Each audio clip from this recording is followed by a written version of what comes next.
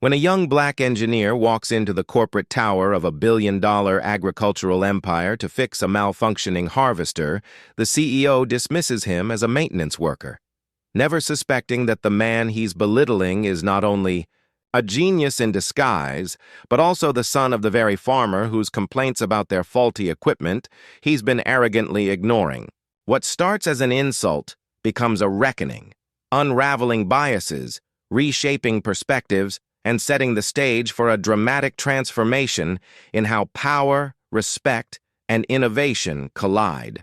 Before we go any further, comment where in the world you are watching from and make sure to subscribe because tomorrow's story is one you don't want to miss.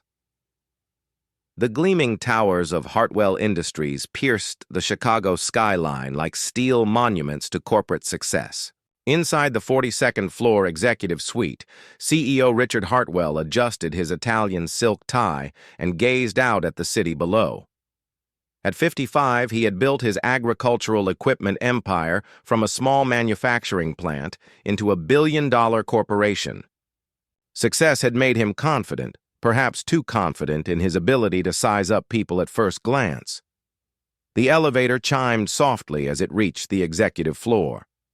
Out stepped Marcus Washington, a 22-year-old black man wearing work boots, faded jeans, and a simple button-down shirt.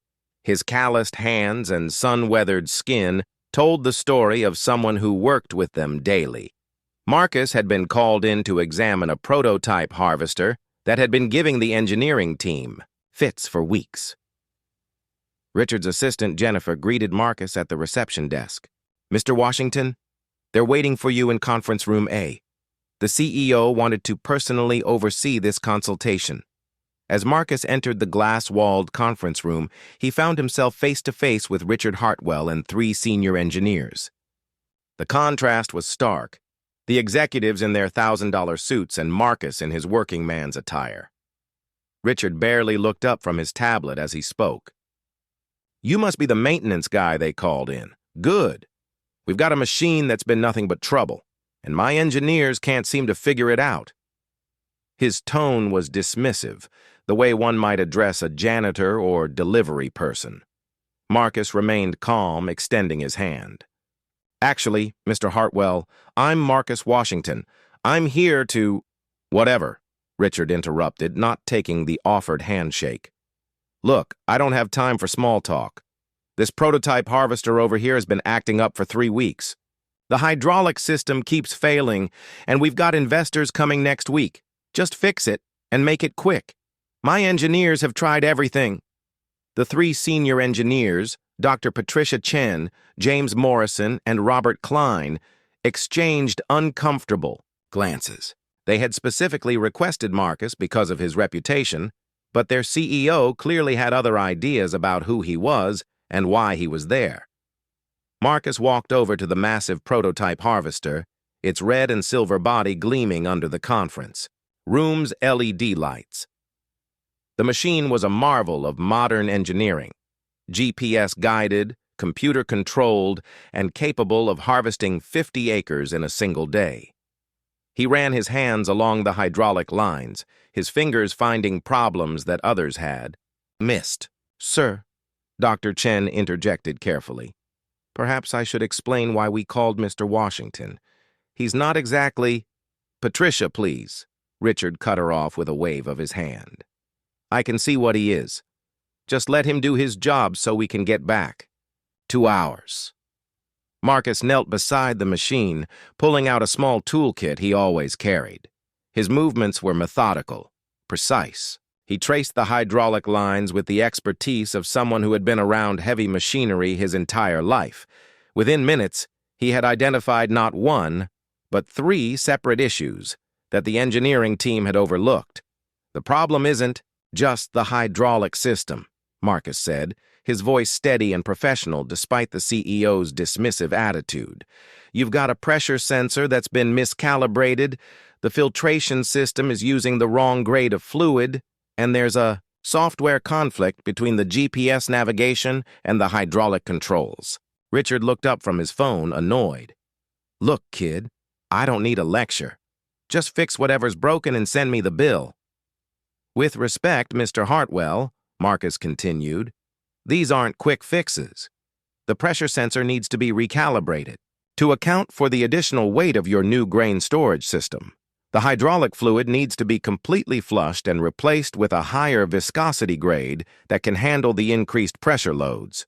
And the software conflict requires a patch that addresses the timing delay between the GPS positioning updates and the hydraulic response system. The three engineers stared at Marcus in amazement. In 5 minutes, he had diagnosed problems they had been struggling with for weeks. His analysis was more thorough and accurate than anything they had produced. Dr. Chen stepped forward. Marcus, that's exactly what we suspected about the software conflict, but we couldn't prove it. How did you identify the timing delay issue? So quickly? Before Marcus could answer, Richard's patience ran out. I don't care how he figured it out. I just want it fixed. How long will it take and what's it going to cost me? Marcus stood up, brushing dust off his jeans. The work itself will take about 4 hours. The parts you need are specialty items. The pressure sensor runs about $800. You'll need roughly 50 gallons of the correct hydraulic fluid at $30 per gallon, and the software patch will require a licensed technician to implement, which typically costs around $1,200. Fine, Richard said, already turning back to his phone. Get it done today. Jennifer will cut you a check when you're finished. Just make sure it works properly this time. As Marcus began working on the harvester, the engineering team gathered around to watch and learn. His expertise was immediately apparent. Every movement was purposeful, every adjustment precise.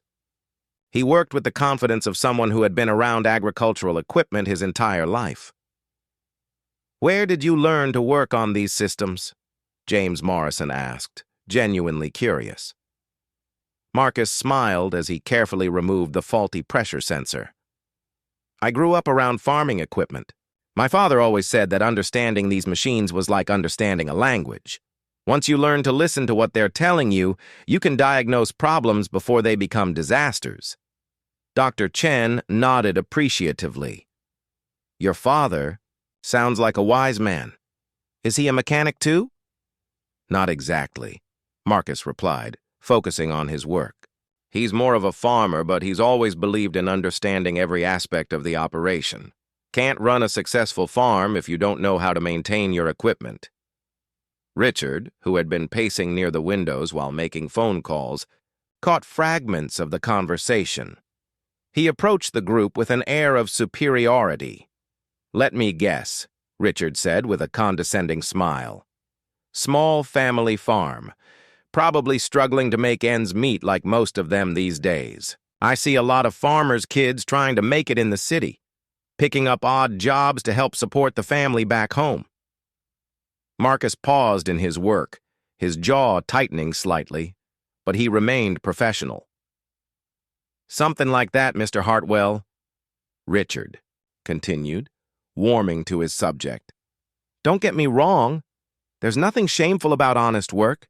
My grandfather was a farmer, too, back in Iowa.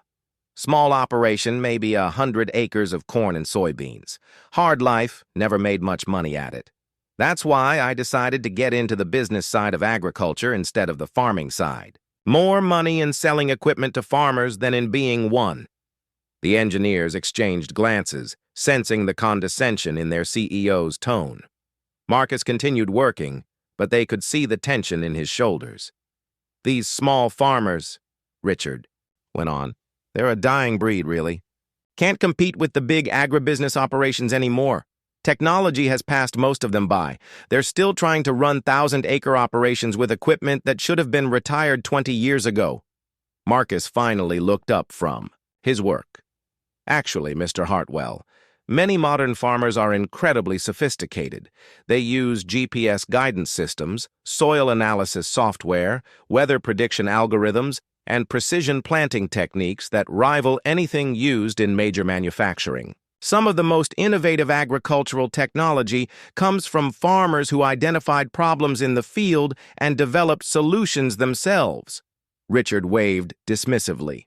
Maybe some of the big corporate farms, but I'm talking about the little guys.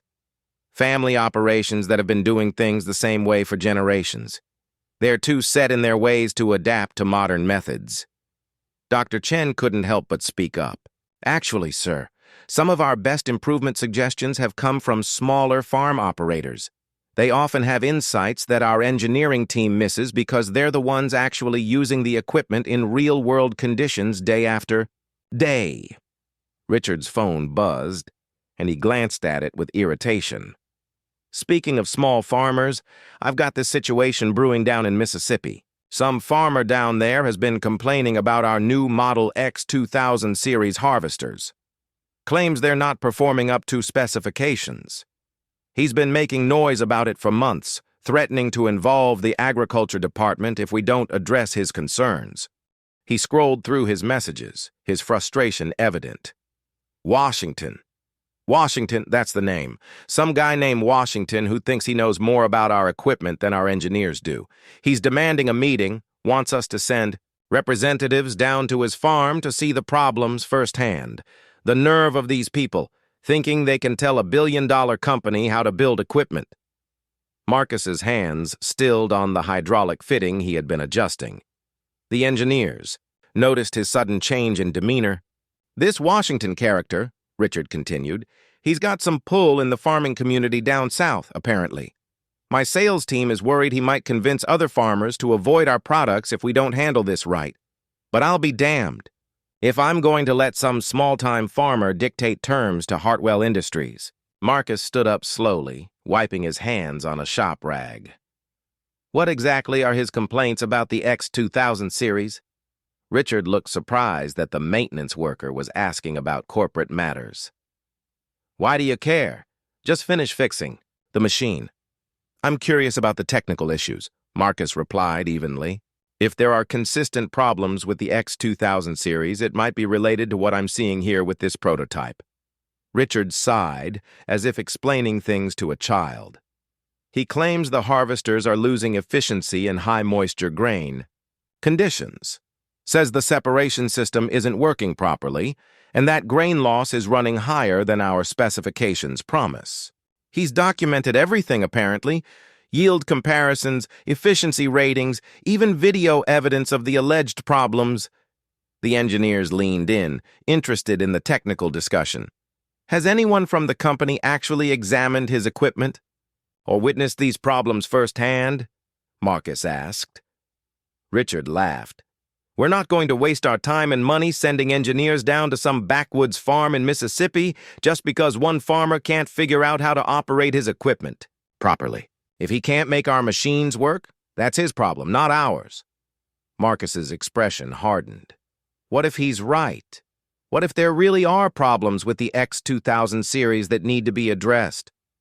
Look, Richard said, his patience wearing thin. I didn't hire you to question our business decisions. I hired you to fix a machine, so fix it and keep your opinions about corporate policy to yourself. The room fell silent except for the hum of the air conditioning. The engineers could see that Marcus was struggling to maintain his composure, but they didn't understand why this particular conversation had affected him so strongly. Marcus returned to his work on the harvester, but there was a new intensity in his movements. He completed the pressure sensor calibration with precise, almost aggressive efficiency. When he moved to drain and replace the hydraulic fluid, his actions were swift and sure. Dr. Chen approached him quietly. Marcus, are you okay? You seem upset. Marcus looked up at her, and she could see something burning in his eyes. Not anger exactly, but determination. I'm fine, Dr. Chen. Just focused on doing the job right. As Marcus worked on the final repairs, Richard received another call. This time, his conversation was loud enough for everyone in the room to hear. What do you mean he's threatening legal action? Richard barked into his phone. For what? Breach of contract? That's ridiculous. What contract provisions? I don't care what the warranty says, we're not responsible if some farmer can't operate our equipment properly. Marcus's wrench slipped, and he had to catch himself to avoid damaging the hydraulic fitting. Listen, Richard continued into the phone. I want you to find out everything you can about this Washington character. If he wants to play hardball, we'll show him what happens when small-timers try to take on a major corporation. I don't care if he thinks he's some kind of big-shot farmer down there. By the time we're done with him, he'll wish he'd kept his mouth shut." The call ended, and Richard turned back to the room, not noticing the looks of shock and disapproval on his engineers' faces. Marcus had stopped working entirely and was staring at the CEO with an expression that none of them could quite read. "Sorry about that," Richard said casually. "Just some troublemaker down south who doesn't know his place. Now, how much longer is this going to take?" Marcus stood up, his work on the harvester complete. The machine hummed quietly, all systems now functioning perfectly.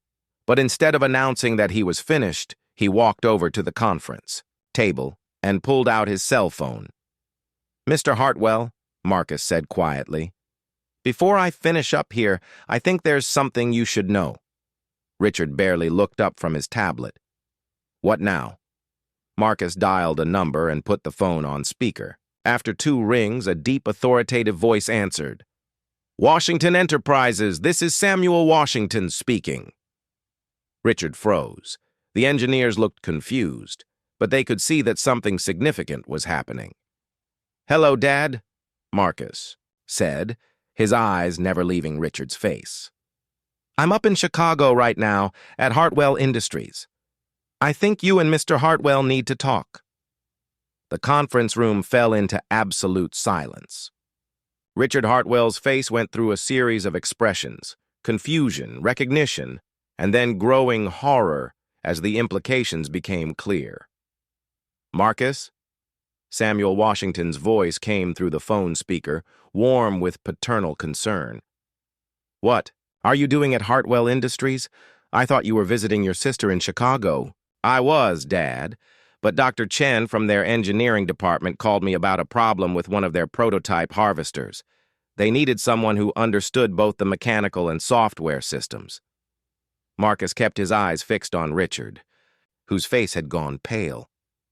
"I've been here for the past 2 hours listening to Mr. Hartwell explain his thoughts about small farmers who don't know their place." Samuel's voice took on a different tone, still calm, but with an edge that suggested decades of dealing with difficult people. "I see. And what exactly has Mr. Hartwell been saying about small farmers?" Richard found his voice, though it came out as barely more than a whisper. "Washington Enterprises. You're Samuel Washington of Washington Enterprises." "That's right," Samuel's voice came through the speaker. "And you must be Richard Hartwell, the CEO who's been refusing to address the serious quality control issues with your X2000 series harvesters.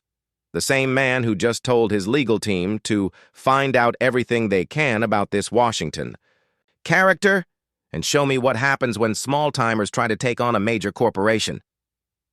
The engineers stared at Marcus with new understanding. Dr. Chen's hand went to her mouth in shock. James Morrison and Robert Klein exchanged glances that conveyed their realization of just how badly their CEO had misjudged the situation. Richard's mind was racing. Washington Enterprises wasn't just some small family farm. It was one of the largest privately owned agricultural operations in the southeastern United States. Samuel Washington owned over 15,000 acres across Mississippi, Alabama, and Louisiana, employed more than 200 people, and his operation generated over $50 million in annual revenue. More importantly, his voice carried enormous weight in agricultural circles throughout the South. "Mr. Washington," Richard stammered, trying to regain his composure. "I had no idea. I mean, if I had known who Marcus was—" "You would have treated him differently?" Samuel's voice cut through Richard's stammering. "You would have shown him respect because of who his father is, rather than treating him with basic human dignity because of who he is?" Marcus picked up the phone, taking it off speaker.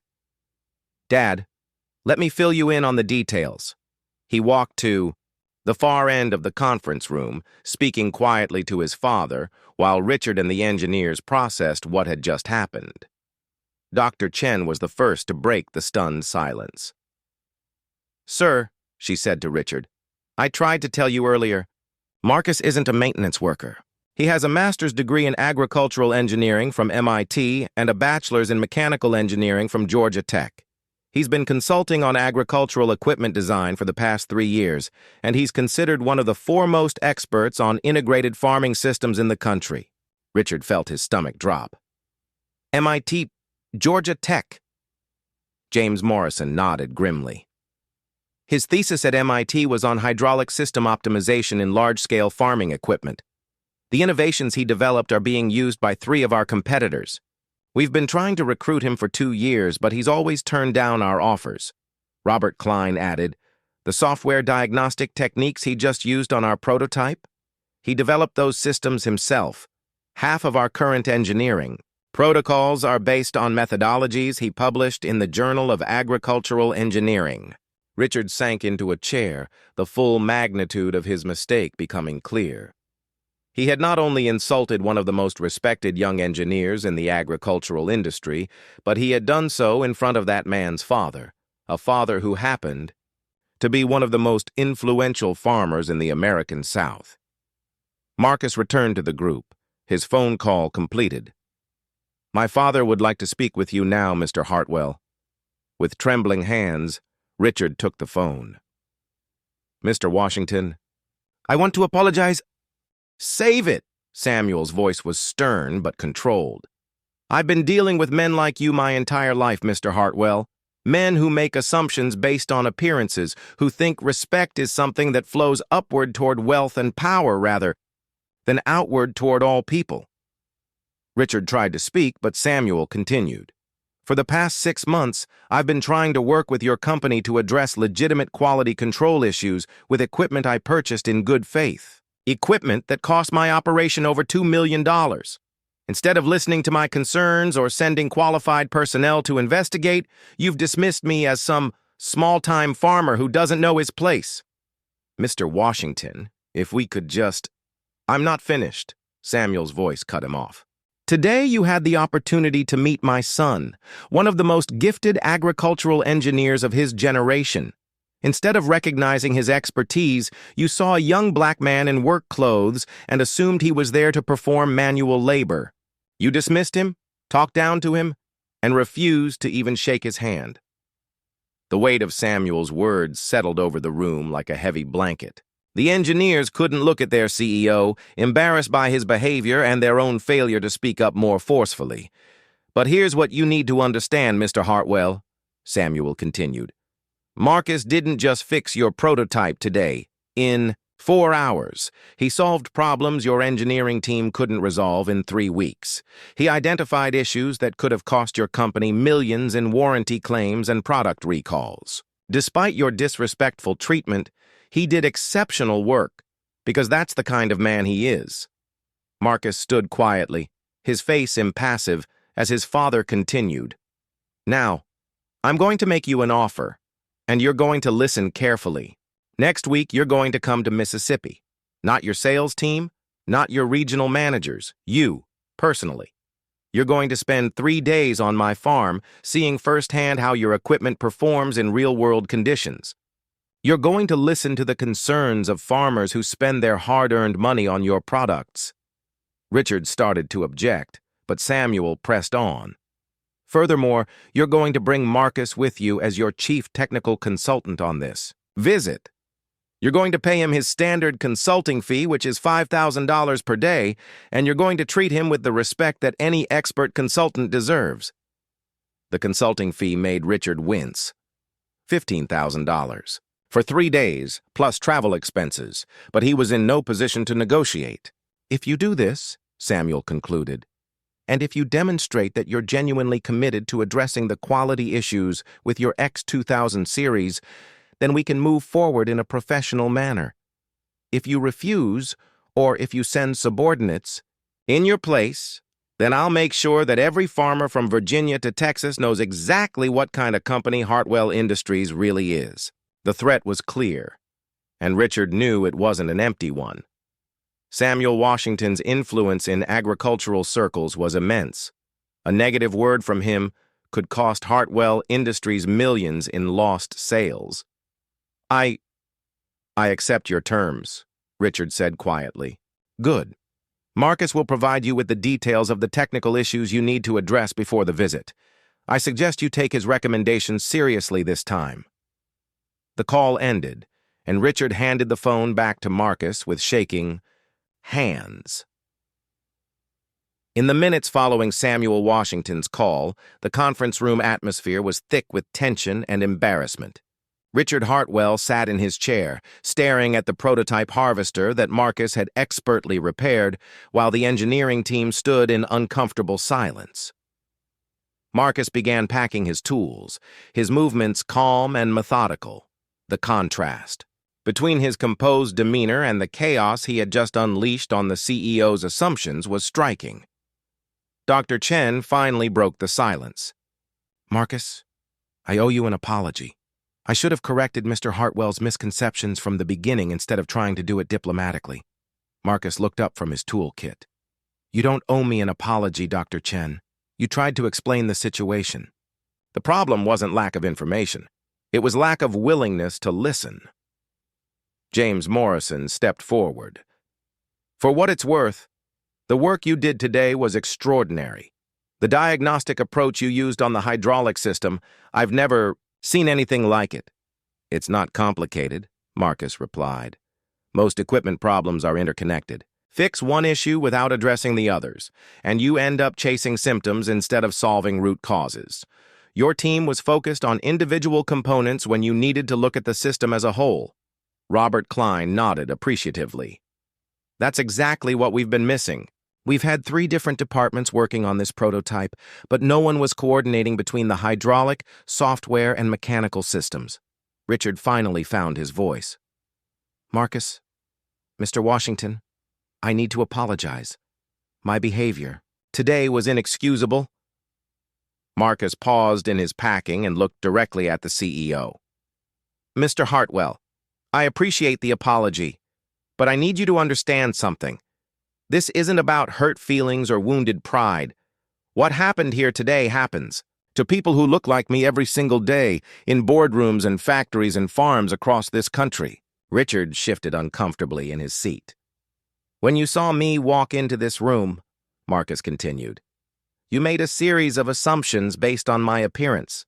You assumed I was less educated, less skilled, and less deserving of basic respect than the other people in this room. Those assumptions affected every interaction we had." Dr. Chen nodded vigorously. "That's exactly right. The expertise was obvious from the moment Marcus started working, but you refused to see it." Marcus pulled out a business card and placed it on the conference table. "My consulting firm has worked with John Deere, Case IH, and New Holland on similar hydraulic integration problems. The solutions I developed for them are currently being implemented in equipment used on farms worldwide. Your company has been trying to recruit me for 2 years." Richard picked up the business card. "Washington Agricultural Engineering Solutions." The credentials listed were impressive: MIT graduate, published researcher, consultant to major agricultural corporations. "The irony," Marcus said, "is that if you had simply introduced yourself professionally and explained the problem, I would have been happy to work with Hartwell Industries.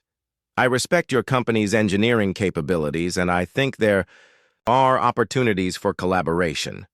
James Morrison looked hopeful. "Are those opportunities still available?"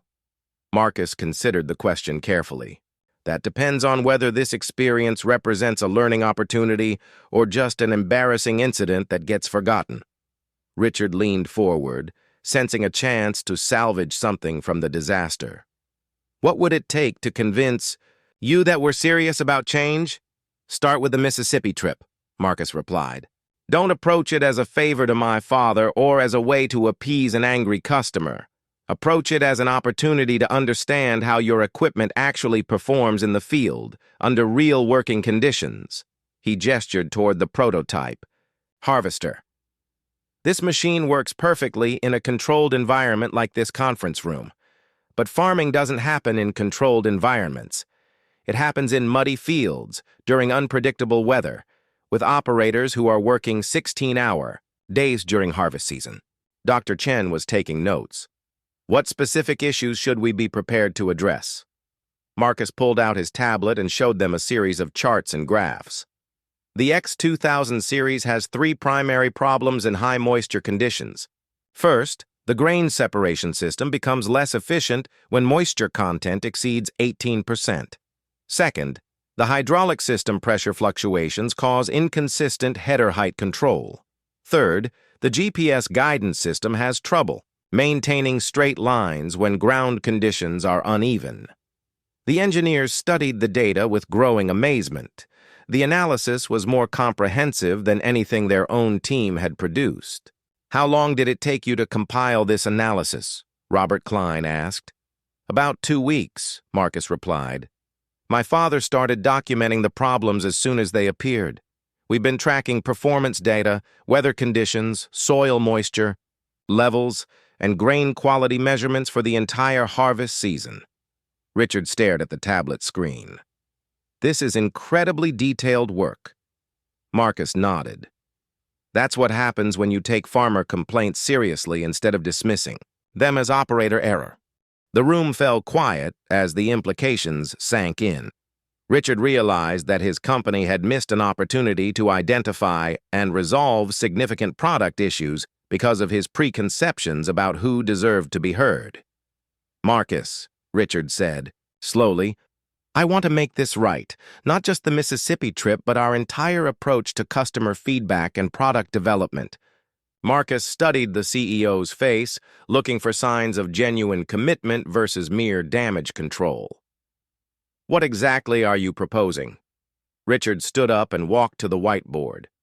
"First, we implement a formal customer feedback program that treats all complaints with equal seriousness, regardless of the size of the operation. Second, we establish a technical advisory board that includes working farmers, not just engineers and executives." He turned back to Marcus. "Third, we offer you a position as our chief field engineering consultant. You would split your time between our development facility here in Chicago and field locations across the country, ensuring that our equipment actually works the way farmers need it to work." The engineering team exchanged excited glances. They had been advocating for exactly this kind of position for years.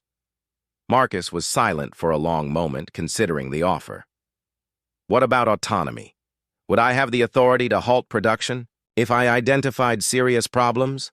"Yes," Richard replied without hesitation. "Complete authority to stop any production line if you determine that equipment doesn't meet performance standards." Dr. Chen added, "We would structure it so that you report directly to the executive team, not through the traditional engineering hierarchy." Marcus looked around the room, taking in the faces of people who had witnessed his professional humiliation and were now eager to work with him. "I'll consider the position, but first we need to see how the Mississippi trip goes." Richard nodded. "Fair enough. What else do we need to do to prepare?" Marcus began listing requirements. "You'll need to bring work clothes and steel-toed boots. We'll be spending time in muddy fields, not conference rooms. You'll need to be prepared to operate equipment yourself, not just observe. And you'll need to listen to my father and his crew without interrupting or making assumptions about their level of expertise." "Understood," Richard said, making notes. "Most importantly," Marcus continued, "you need to understand that this isn't a public relations exercise. My father isn't interested in photo opportunities or press releases. He wants to solve real problems with real equipment that affects his real business." James Morrison raised his hand. "Should we bring other engineers on the trip?" Marcus shook his head. "Not this time. This is about you." He looked directly at Richard. "Learning to see past your assumptions and actually understand what farmers need from your equipment." Richard felt the weight of the challenge, but also a strange sense of anticipation. Despite the humiliation of the day, he was beginning to realize that Marcus represented an opportunity to fundamentally improve how Hartwell Industries approached product development. "One more thing," Marcus said as he shouldered his toolkit. "The consulting fee my father mentioned, $5,000 per day. That's my standard rate for this type of work." "But for Hartwell Industries, I'm going to charge you $7,000 per day." Richard looked startled. "Why the premium?" Marcus smiled for the first time that afternoon. Call it the assumption tax. Every time someone makes unfounded assumptions about my capabilities based on my appearance, my rates go up. Consider it motivation to do better next time. The engineers couldn't suppress their grins. Even Richard found himself smiling ruefully. Fair enough, Richard said. I suppose I've earned that. As Marcus headed toward the door, Dr. Chen called after him. Marcus, thank you for fixing our prototype, and thank you for the lesson in treating people with respect. Marcus paused at the doorway. Dr. Chen, you and your team were professional throughout this entire experience. The lesson wasn't for you. He looked back at Richard. Mr. Hartwell, I'll send you a detailed technical report on the issues we discussed, along with recommended solutions. Review it carefully before we go to Mississippi. My father doesn't suffer fools gladly, and he's not as patient as I am. As the elevator doors closed behind Marcus, Richard turned to his engineering team. The prototype harvester hummed quietly. In the background, now functioning perfectly thanks to the expertise of the man he had so thoroughly underestimated. Well, he said quietly, I think we all learned something important today. Dr. Chen nodded. The question is, what are we going to do with what we learned? Richard looked out the window at the Chicago skyline, thinking about the trip to Mississippi that awaited him. For the first time in years, he felt genuinely nervous about a business meeting, but he also felt something else, a sense that this experience might fundamentally change how he approached his role as CEO. We're going to do better, he said finally. We're going to listen more, assume less, and treat every customer and every person with the respect they deserve. James Morrison smiled. And hopefully, we're going to convince Marcus Washington to come work with us permanently. Richard nodded, already planning how to make that happen. He had learned a costly lesson about assumptions and respect. Now he had the chance to prove that the lesson had truly taken hold. The prototype harvester continued to hum efficiently in the background, a testament to the expertise of the man whose father's influence could either make or break Hartwell Industries' reputation in the agricultural community. The trip to Mississippi couldn't come soon enough. Before we go any further, comment where in the world you are watching from and make sure to subscribe, because tomorrow's story is one you don't want to miss. 3 months after the encounter in the Hartwell Industries conference room, the agricultural equipment industry was buzzing about the transformation at one of its largest companies. The changes that began with Richard Hartwell's humbling experience had rippled throughout the organization and beyond. The Mississippi trip had been everything Marcus had promised and more. Richard spent 3 days in work boots and coveralls, operating equipment in muddy fields under Samuel Washington's watchful eye. He learned firsthand how theoretical engineering solutions often failed in real-world conditions, and how the expertise of working farmers was essential to creating truly effective agricultural equipment. More importantly, he learned to listen. Samuel Washington and his crew had decades of combined experience with farming equipment, and their insights led to innovations that Hartwell Industries engineers had never considered. The X2000 series underwent a comprehensive redesign based on feedback from the Washington farm, resulting in a 23% improvement in efficiency and a 40% reduction in maintenance requirements. Marcus accepted the position as Chief Field Engineering consultant, but with conditions that ensured his independence and authority. His first major initiative was the creation of the Farmer Advisory Council, a rotating group of working farmers who provided input on all new equipment designs before they went into production. The cultural changes at Hartwell Industries went deeper than product development. Richard implemented company-wide diversity and inclusion training, not as a legal requirement but as a business necessity. He realized that the assumptions and biases that had nearly cost him a relationship with Samuel Washington were likely affecting countless other interactions throughout his organization. Dr. Chen was promoted to Vice President of Field Operations, working closely with Marcus to ensure that engineering solutions addressed real-world farming challenges. James Morrison and Robert Klein became leaders of the company's new field. First, design philosophy, spending at least 1 week per quarter working on actual farms to understand how their equipment performed in practice.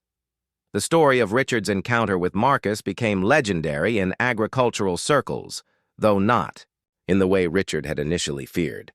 Instead of damaging Hartwell Industries' reputation, the company's willingness to acknowledge mistakes and implement meaningful changes enhanced their standing in the farming community. Samuel Washington became one of Hartwell Industries' most vocal advocates, praising their commitment to listening to customer feedback and designing equipment that met real farming needs. His endorsement carried enormous weight throughout the agricultural South, leading to increased sales and stronger relationships with farming communities. Marcus's consulting firm expanded rapidly, with requests from agricultural equipment manufacturers around the world. His approach, combining advanced engineering knowledge with deep understanding of practical farming requirements, became the new standard for agricultural equipment development. The prototype harvester that had started it all became the foundation for Hartwell Industries' most successful product line. The innovations Marcus had identified in that Chicago conference room were incorporated into equipment that revolutionized harvesting efficiency for farms of all sizes. But perhaps the most significant change was in Richard Hartwell himself. The CEO who had once made assumptions based on appearances now made it a point to engage personally with customers and employees at all levels. He instituted monthly field visits where he worked alongside farmers, mechanics, and equipment operators to understand their challenges and perspectives. The lesson he learned that day in Chicago, that expertise and wisdom come in many forms, and that respect should be given freely rather than earned through titles or appearances, became central to his leadership philosophy. It transformed not only his company, but his entire approach to human relationships. Years later, when business schools studied the Hartwell Industries transformation, they pointed to that moment when Richard Hartwell told a young black man to just fix the machine, as a pivotal example of how unconscious bias can blind leaders to opportunity and expertise. The case study became required reading for MBA students, with a simple but powerful lesson. In a world where knowledge and capability come in many forms, the leaders who succeed are those who listen more than they assume, who respect everyone they encounter, and who understand that wisdom often comes from unexpected sources. The following Tuesday, Richard Hartwell found himself on a small corporate jet flying toward Jackson, Mississippi. It was his first time traveling to the Deep South on business in over a decade, and his nervousness was palpable. Beside him sat Marcus Washington, who had spent the flight reviewing technical specifications and weather reports for the upcoming field demonstrations. "Mr. Hartwell," Marcus said as the plane began its descent, "before we land, I need to make sure you understand what you're walking into." Richard looked up from his laptop, where he had been frantically reviewing everything he could find about Washington Enterprises. The scope of Samuel Washington's operation had shocked him. 15,000 acres under cultivation, state-of-the-art processing facilities, contracts with major food distributors, and a workforce that included agricultural engineers, soil scientists, and logistics specialists. "I've been reading about your father's operation. I had no idea it was so extensive." Marcus nodded. "Most people don't. Dad's been very deliberate about building the business without seeking publicity. He believes in letting results speak for themselves." The plane touched down at a small airfield about 30 miles from the Washington farm. As they disembarked, Richard was struck by the humid heat and the vast expanse of farmland stretching to the horizon. This was a world away from the air-conditioned boardrooms of Chicago. A dust-covered pickup truck was waiting for them, driven by a woman in her 50s, wearing work clothes and a John Deere cap. She stepped out with a confident stride and extended her hand to Richard. "Mr. Hartwell, I'm Sarah Washington, Marcus's aunt and the operations manager for Washington Enterprises. Welcome to Mississippi." Richard shook her hand, noting the firm grip and the calluses that spoke of hands-on work. "Thank you for having me, Ms. Washington." Sarah loaded their bags into the truck bed with practiced efficiency. "Dad's waiting for you at the main facility.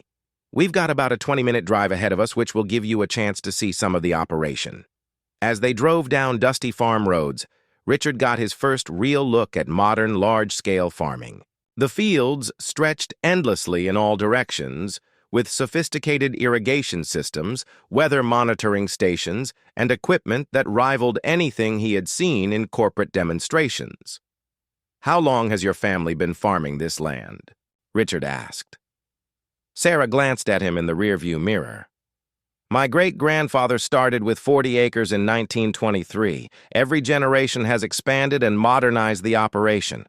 What you're seeing now represents nearly a century of continuous improvement and innovation." They passed a group of workers operating GPS-guided tractors, their movements coordinated with the precision of a ballet. Richard was beginning to understand that his preconceptions about small farmers had been not just wrong, but spectacularly ignorant. The main facility was a complex of modern buildings that looked more like a technology campus than a traditional farm. Solar panels covered several rooftops, and Richard could see satellite dishes and communication towers that suggested sophisticated data management systems. Samuel Washington was waiting for them in the main office, a spacious room filled with computer monitors displaying real-time data from across the farming operation. At 62, he was a tall, distinguished man with silver hair and the bearing of someone accustomed to command. His handshake was firm, his gaze direct. "Mr. Hartwell, welcome to Washington Enterprises. I trust your flight was comfortable?" "Yes, sir. Thank you for accommodating our schedule." Samuel gestured toward a conference table where several other people were already seated. "I'd like you to meet our team. This is Dr. Michelle Rodriguez, our soil scientist. She has a PhD from Auburn University. Next to her is James Patterson, our head mechanic and equipment specialist, 30 years of experience with agricultural machinery. And this is Lisa Chen, our data analyst. She manages all of our precision farming systems." Richard shook hands, with each team member realizing that the level of expertise assembled around this table rivaled that of many corporate boardrooms. These weren't simple farmers. They were highly educated professionals running a sophisticated agricultural business. "Before we go out to look at the equipment problems," Samuel said, "I want to make sure you understand the scope of what we're dealing with here." He activated a large wall display that showed a detailed map of the farming operation. "We operate 15,000 acres across 3 states. We grow corn, soybeans, cotton, and specialty crops. Our annual revenue last year was $52 million. We employed 230 people full-time and another 150 during peak seasons." Richard studied the display, his business mind automatically calculating the scale of the operation. "That's substantial." Dr. Rodriguez leaned forward. "Mr. Hartwell, we purchased 6 of your X2000 series harvesters last year, representing an investment of over $2 million. We didn't make that decision lightly. We evaluated equipment from all the major manufacturers before choosing Hartwell Industries." James Patterson pulled out a thick binder filled with maintenance records, performance data, and problem reports. "We've documented every issue we've encountered with your equipment over the past 8 months. Some of these problems have cost us significant time and money during critical harvest periods." Lisa Chen activated her laptop, projecting spreadsheets and graphs onto the wall display. "Our data shows that the X2000 harvesters are performing at approximately 73% of their rated efficiency in high-moisture grain conditions. During our corn harvest last fall, this efficiency loss cost us an estimated $400,000 in reduced productivity and increased labor costs." Richard stared at the numbers, his mind reeling. The scale of the problems was far beyond what he had imagined, and the financial impact on the Washington operation was substantial. Marcus spoke up from across the table. "Dad, Show him the video from October. Samuel activated another screen, showing footage taken from inside one of the X2000 harvesters during operation. Richard could see grain being processed through the machine's separation system, but significant amounts of valuable grain were being lost through the cleaning system. This footage was taken during our corn harvest, Samuel explained. You can see the excessive grain loss that occurs when moisture content exceeds 18%.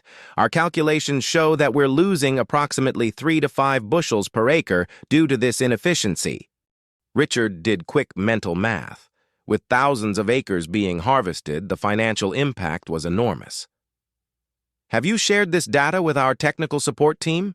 James Patterson's expression darkened.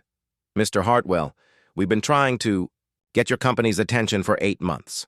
We've submitted detailed reports, provided video evidence, and requested technical support visits. The responses we've received have been dismissive at best. He pulled out a folder of correspondence. Here's a letter from your customer service department suggesting that the problems are due to operator error and recommending that we review the equipment manual more carefully. Here's another one claiming that our grain moisture measurements are inaccurate because we're using non-standard testing procedures. Samuel's voice remained calm, but Richard could hear the underlying frustration. Mr. Hartwell, we've been testing grain moisture for 40 years. Our equipment is calibrated to the same standards used by grain elevators and commodity exchanges. The suggestion that we don't know how to measure moisture content is insulting, Doctor. Rodriguez added, we have soil science and agricultural engineering expertise on our staff. When we report technical problems with equipment, it's based on rigorous analysis and documentation. Richard felt his face burning with embarrassment. The pattern was clear. His company had dismissed legitimate concerns from highly qualified customers because of assumptions about their expertise. I apologize, he said quietly. These responses are unacceptable and they don't represent the level of customer service that Hartwell Industries should be providing. Marcus leaned back in his chair. Mr. Hartwell, the technical problems are solvable. The equipment issues can be addressed with engineering modifications, but the real problem is the attitude that led to these customer service failures. Samuel nodded. Marcus is right. The equipment problems are symptoms of a deeper issue. Your company's failure to listen to and respect your customers' expertise. Lisa Chen pulled up another set of data. We've been in contact with other large farming operations that use Hartwell equipment. The problems we're experiencing aren't isolated to our farm. There's a pattern of similar issues across multiple locations, but apparently no systematic effort to address them. Richard absorbed this information with growing alarm. The scope of the problem was far beyond what he had realized, and the potential liability for his company was enormous. What would it take to address these issues comprehensively? He asked. Marcus and Samuel exchanged glances before Samuel responded. That depends on whether you're interested in quick fixes or fundamental solutions. I want fundamental solutions. Samuel stood up. Then let's go look at the equipment. You need to see these problems firsthand before we can discuss solutions. They left the air-conditioned office and walked out into the Mississippi heat. The humidity hit Richard like a wall, and within minutes, his dress shirt was soaked with sweat. Samuel led them to a large equipment barn where several X2000 harvesters were parked for maintenance. James Patterson pointed to the first machine. Mr. Hartwell, I want you to crawl underneath this harvester and look at the hydraulic system. Richard hesitated, looking down at his expensive suit and Italian leather shoes. Marcus handed him a set of coveralls and work boots. You'll need these. 20 minutes later, Richard found himself lying on his back underneath a massive harvester, looking up at hydraulic lines and mechanical components while James Patterson explained the problems in detail. See this hydraulic fitting here? James pointed to a connector that showed signs of wear. This is where the pressure fluctuations are causing problems. The system can't maintain consistent pressure when the machine is operating on uneven ground, which affects the header height control. Richard could see the problem clearly now. What had seemed like a minor technical issue in the Chicago conference room was revealed as a major design flaw that affected the machine's fundamental operation. They spent the next 4 hours examining each harvester in detail, with Richard, crawling through mud, grease, and grain dust to understand every aspect of the problems. His expensive suit was ruined, his hands were black with hydraulic fluid, and his back ached from contorting into awkward positions to examine equipment components. But he was learning more about his company's products than he had in years of boardroom presentations. Dr. Rodriguez showed him soil samples that demonstrated how the equipment's ground pressure was causing compaction problems. Lisa Chen explained how the GPS guidance system's timing delays were affecting planting precision. Samuel walked him through the economic calculations that showed how equipment inefficiencies translated into real financial losses. By the end of the first day, Richard was exhausted, dirty, and humbled. But he was also energized by a new understanding of what his company's equipment actually needed to accomplish. That evening, over dinner at the Washington family home, the conversation continued. Richard found himself in the unusual position of being the least knowledgeable person at the table about agricultural equipment and farming operations. Samuel's wife, Patricia, was a former agricultural extension agent with decades of experience, helping farmers adopt new technologies. Their daughter, Dr. Jennifer Washington Miller, was a plant geneticist who worked on developing drought-resistant crop varieties. Even their teenage grandson could discuss precision farming techniques with more expertise than most of Richard's engineers. "Mr. Hartwell," Patricia said over dessert, "I hope today helped you understand that farming isn't the simple, traditional occupation that many people imagine." Richard nodded emphatically. "I had no idea of the level of sophistication involved in modern agricultural operations." Dr. Washington Miller smiled. "Most people don't. There's a persistent stereotype that farmers are somehow less educated or less technologically advanced than people in other industries. The reality is that successful farming today requires expertise in biology, chemistry, engineering, meteorology, economics, and data analysis." Samuel leaned forward. "That's why your company's dismissive attitude toward customer feedback is so problematic. You're ignoring input from people who understand your equipment's real-world performance better than anyone in your corporate offices." Richard spent the evening asking questions and listening to stories about agricultural innovation, equipment failures, and the daily challenges of running a large farming operation. He began to understand that the Washington family's success wasn't accidental. It was the result of decades of hard work, continuous learning, and adaptation to changing conditions. The next morning, Richard joined the Washington crew for the start of their workday at 5:30 a.m. He spent the day operating equipment himself, guided by experienced operators who taught him to feel the subtle vibrations and sounds that indicated mechanical problems. By noon, his hands were blistered and his muscles ached, but he had gained an intuitive understanding of how the X2000 harvesters actually performed in field conditions. The theoretical knowledge from engineering reports was replaced by practical experience of how the machines responded to different soil conditions, moisture levels, and operator techniques. The difference between controlled testing and real-world operation is enormous, he told Marcus as they took a break in the shade of the equipment trailer. Marcus nodded. "That's why field testing with actual customers is so important. You can't simulate all the variables that affect equipment performance in actual farming conditions." On the final day of the visit, Samuel assembled his entire team for a comprehensive review of the technical issues and potential solutions. "Mr. Hartwell," Samuel began, "we've shown you the problems. Now we want to discuss solutions that will benefit not just our operation, but all farmers who use Hartwell equipment." Marcus presented a detailed technical proposal that addressed each of the identified problems with specific engineering modifications. The hydraulic system needed redesigned pressure regulators, the grain separation system required modified screens and airflow patterns, and the GPS guidance system needed software updates to reduce timing delays. The total cost to implement these Modifications across your existing product line would be approximately $12 million, Marcus concluded. But the improvements in performance and customer satisfaction would more than justify the investment.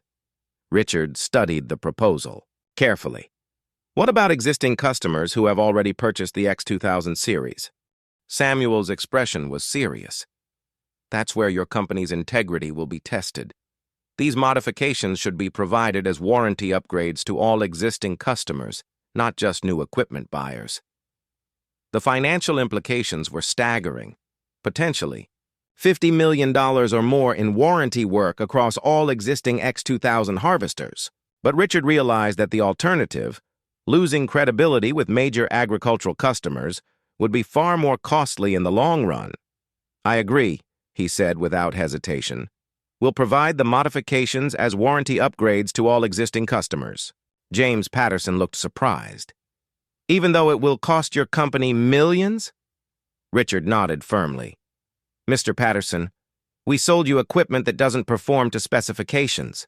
The cost of fixing it is our responsibility, not yours. The Sisa room fell silent for a moment, then Samuel extended his hand.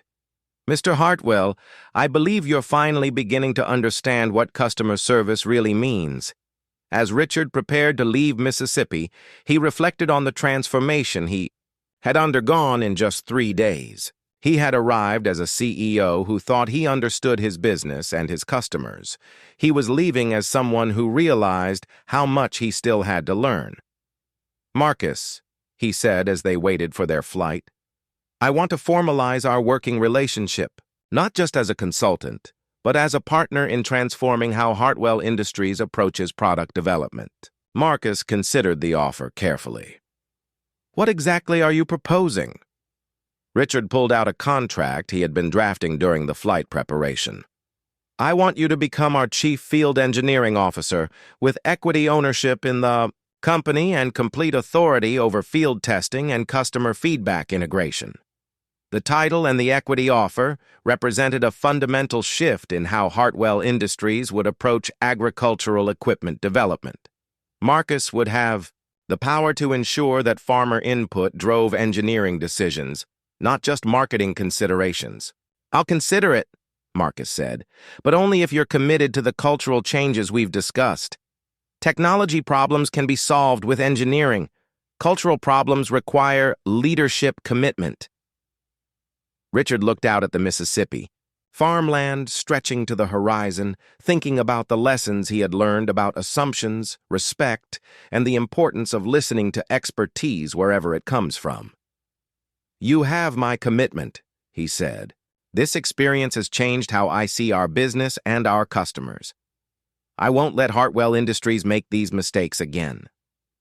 As their plane lifted off from the small Mississippi airfield, Richard began planning the comprehensive changes that would transform his company's relationship with the agricultural community.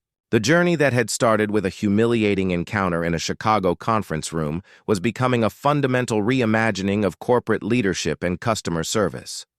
The boy his company had dismissed as a maintenance worker was about to become one of the most influential voices in agricultural equipment development.